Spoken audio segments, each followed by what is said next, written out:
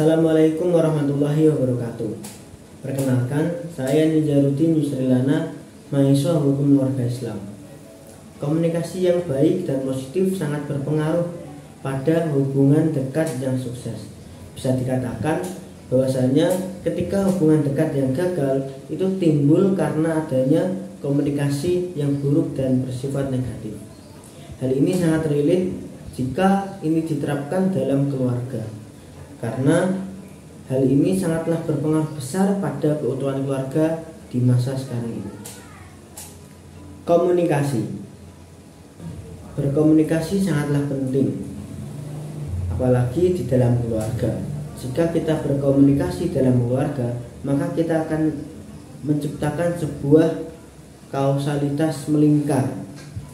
Nah, kausalitas melingkar ini memberikan komunikasi yang responsif dari satu ke satu yang lain. Jadi ketika kita memberi awal komunikasi yang positif, maka akan berlanjut positif pula. Sebagai contoh, ketika ada keluarga yang dalam keadaan ekonominya diuji, ekonominya turun, ekonominya masih rendah, lalu sang suami pun pulang dari pekerjaannya membawa gaji tersebut.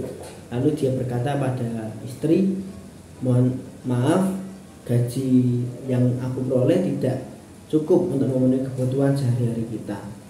Lalu sang istri pun memberikan pengaruh yang positif, yakni ya sudah, tidak apa-apa, yang penting kamu sudah berusaha sebaik mungkin.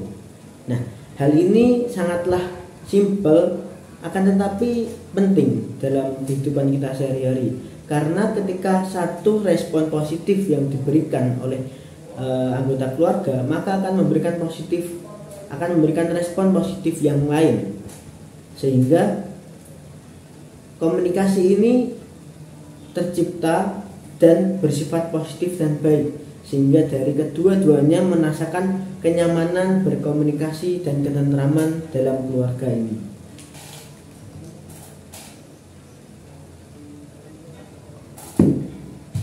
Nah, sekarang kita akan memberikan contoh yang komunikasi bersifat negatif dan mempunyai model kausalitas melingkar. Ya, kita akan memberikan contoh yang sama. Jadi ketika dalam keluarga memiliki cobaan berupa perekonomian yang sulit, perekonomian yang turun, maka jika ada seorang suami yang datang dari pekerjaannya, lalu dia capek-capek terus diberikan respon negatif oleh istrinya. Istrinya mengatakan coba mencari pekerjaan yang lain yang lebih menguntungkan. Nah, hal itu bisa menjadi respon negatif oleh suami karena merasa dia tidak dihargai ketika bekerja. Namun ketika itu juga pasti seorang suami akan mencari pembelaan atau pembenaran, dan dia akan mencari statement untuk menyalahkan istrinya, entah itu dengan statement kurang bersyukur atau memang seperti apa, sehingga respon komunikasi ini sangat meningkat dan sangat bersifat negatif. Jadi nanti ujung-ujungnya akan berujung pada sebuah kebencian atau kekecewaan atau diam, dan tidak adanya rasa rukun atau rasa saling memahami satu sama lain. Yang ada hanya kebencian, hanya kemarahan yang mungkin akan berujung pada sebuah kegagalan dalam hubungan yang sangat dekat, seperti itu.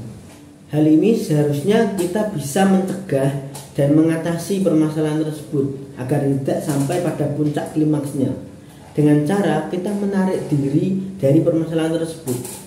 Bisa dikatakan kita mengalah, kita mundur, kita meminta maaf, kita mengakui kesalahan tersebut, agar rantai daripada kausalitas lingkaran yang bersifat negatif itu putus di tengah, seperti itu. Nah, bagaimana jika kita tidak memutuskan? Bagaimana jika kita tidak mengalah? Maka yang terjadi adalah konflik semakin memuncak. Yang awalnya konfliknya hanya konflik komunikasi, makan tinggi, semakin tinggi, sehingga bisa timbul pada kekerasan satu sama lain. yang itu sangat berpengaruh negatif, bahkan bisa terjerumus pada jurang perceraian.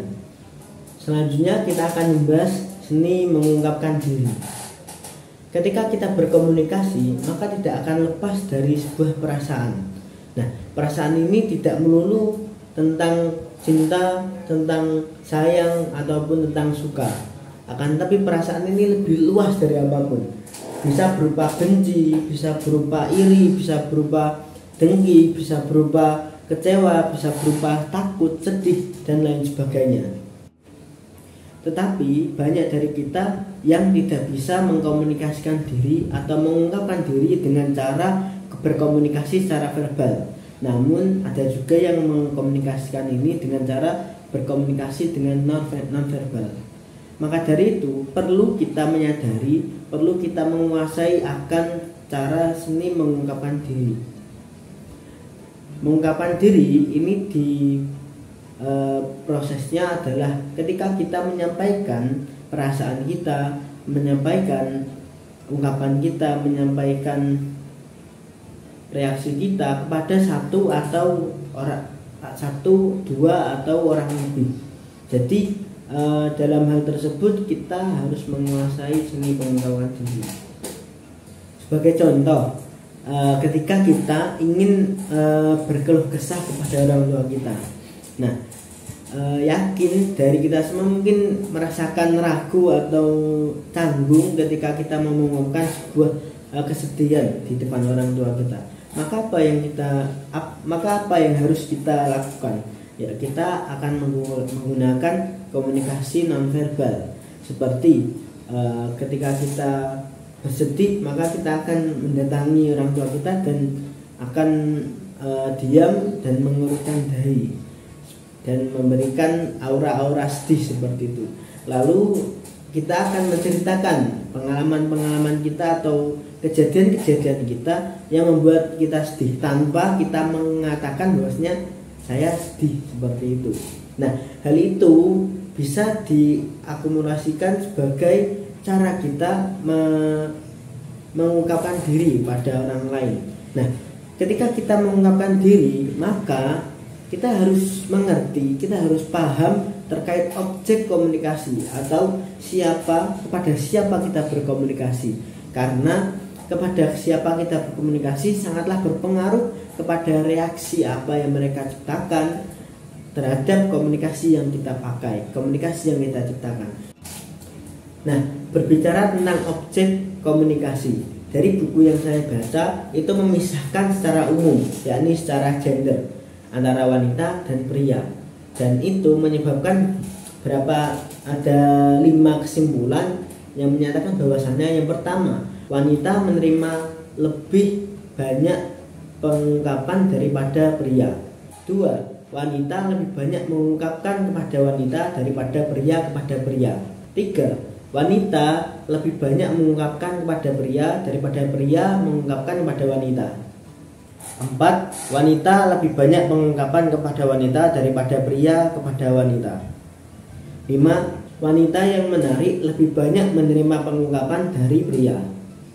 Secara umum terdapat hubungan yang kuat antara jumlah pengungkapan dan jumlah kesukaan terhadap seseorang. Jadi untuk teman-teman yang merasa sedikit menerima pengungkapan dari orang lain, maka bisa jadi cara teman-teman untuk mendengarkan orang berbicara termasuk salah atau reaksi komunikasi yang cenderung negatif yang teman-teman bangun.